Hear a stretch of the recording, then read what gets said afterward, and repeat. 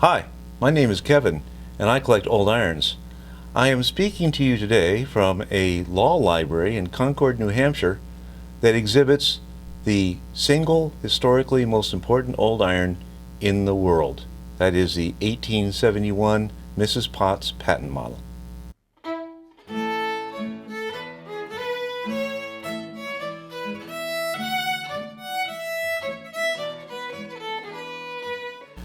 We presented a general history for Mrs. Potts in our number 27 video.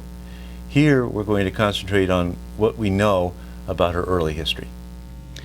Mary Florence Potts went by various names. She was Mary F. Potts in the patents, but M. Florence Potts on her famous trade card. In our number 27 video, I decided to simply call her Florence, and we'll do that here as well. She was born Mary Weber on November 1, 1850 in Ottumwa, Iowa. She was married to a disabled Civil War veteran in 1868. She was then 18 years old. And they had 2 children, not 6 as we stated in the previous video. They were a son, Osera, born 1869, and a daughter, Leona, in 1874. Giving the birth date and year seems a trivial exercise, but not so in this case. Her first patent was published May 1870. She was then 19 and a half years old. This initial patent was for a sad iron with traditional solid handle, but a double-pointed base, which was an innovation.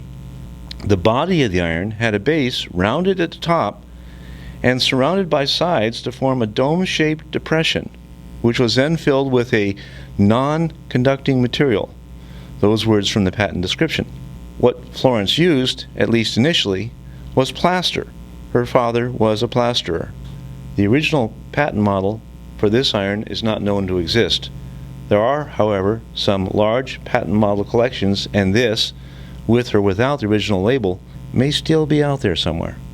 The 1870 patent was followed by another, published about a year later in 1871.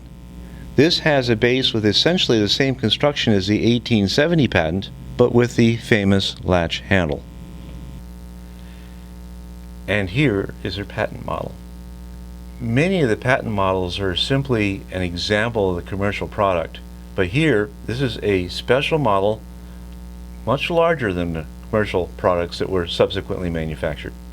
To provide measurements for the base unit, this is 19.5 centimeters long, 11.3 centimeters wide, these measurements being at the bottom, and that bottom unit is 5.1 centimeters tall.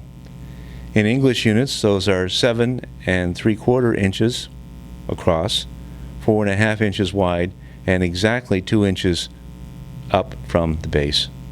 The construction here is quite simple. There is a quite robust bar that goes across the width of the iron, and the latch itself is also quite wide. There is no top plate as there are in the commercial products. The base, sides, and the crossmember piece appear to have all been cast as a single unit. The brass stretcher plate that connects the 2 ends of the wood handle is 7.4 centimeters long and 3 centimeters wide. That is 6 3/4 inches by 1 3/8 inches. The interior of the base is, we think, plaster. There is no top plate, and collectors know that the manufactured products had a top plate, generally with markings, and 2 vertical pieces near the top that helped hold the handle in place. The handle is quite familiar to us. The stretcher plate that connected to 2 ends of the handle is here made of brass. This is different from any commercial examples. The latch and pull mechanism is also entirely of brass. There is no wood knob. The details of Florence's early history are largely unknown, but we do have, from Fred Amram of Minnesota, some early biographic material published in the May 27, 1899 issue of the Saturday Herald. This comes in the form of a reminiscence, perhaps by the newspaper editor, about Ottumwa's 2 old-time inventors, William Drake and here May Weber. The May Weber, of course, is Mary Potts, and William Drake was a machinist at the Ottumwa foundry. The article suggests that Drake is the one who designed the latch mechanism and states that the castings were stamped D and S for Drake and Spivey. Drake and Spivey then tried to sell examples of this iron over a 5-state area of the Midwestern United States. The article also states that the design work was done a year or two before Mary was married. So this was while Florence was maybe 16 or 17 years old.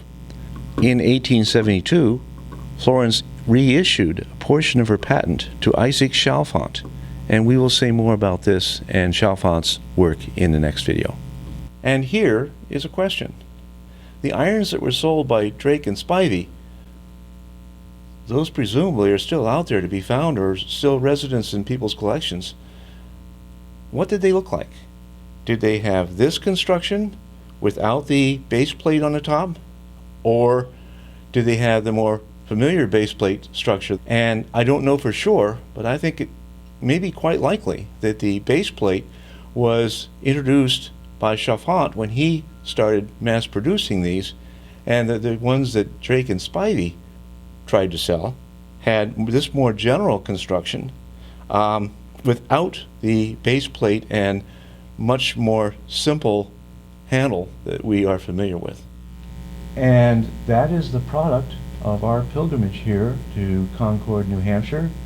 We would like to thank the Franklin Pierce School of Law, and in particular the Intellectual Property Law Library here, and also Dr. John Covici, who allowed us to look at the model directly with our own hands and with our own cameras. The model is available for your visits. You need to contact the library here or John Covici ahead of time to get permission. I have yet to see a Drake and Spivey, that is D and S on the sides of the base, presumably product of the Potts patent. Presumably some of those are still out there. If you think you have one, please send me a picture, and as always, stay curious and keep learning. We will see you again.